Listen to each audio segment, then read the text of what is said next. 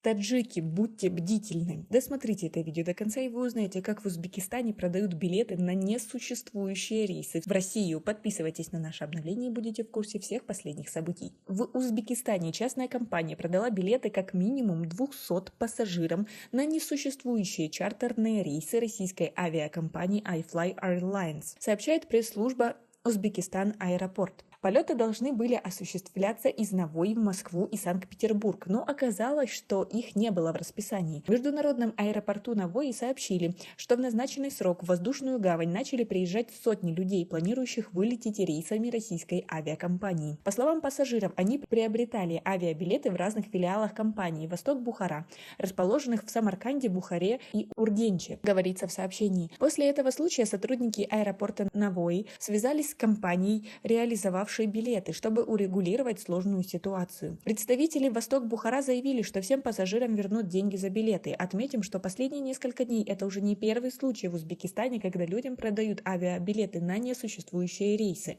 Так, ранее сразу 290 человек не смогли улететь из узбекского Ургенча в Москву, так как местный туроператор продал билеты на авиарейс, которого не было в расписании. Но тогда ситуацию удалось урегулировать, выслав из Москвы резервный борт. Как вы относитесь к такой ситуации? Ведь вылететь в Россию достаточно сложно, а еще и с таким подвохом. Свои ответы напишите нам, пожалуйста, в комментарии. Но сейчас ситуация более или менее стабилизируется. В связи с этой ситуацией агентство гражданской авиации Узбекистана временно запретило iFly Airlines выполнять полеты в республику. Как сообщила пресс-служба УЗ-авиации, перевозчик без получения соответствующих разрешений на полеты от авиавластей Республики Узбекистан начал реализацию авиабилетов. УЗ-авиация предупредила, что в случае повторения подобных инцидентов со стороны иностранных авиакомпаний агентство будет отзывать эксплуатационные разрешения на выполнение полетов. В свою очередь, пассажирам перед покупкой или кассирам перед продажей авиабилетов рекомендовано ознакомиться со статусом планируемого рейса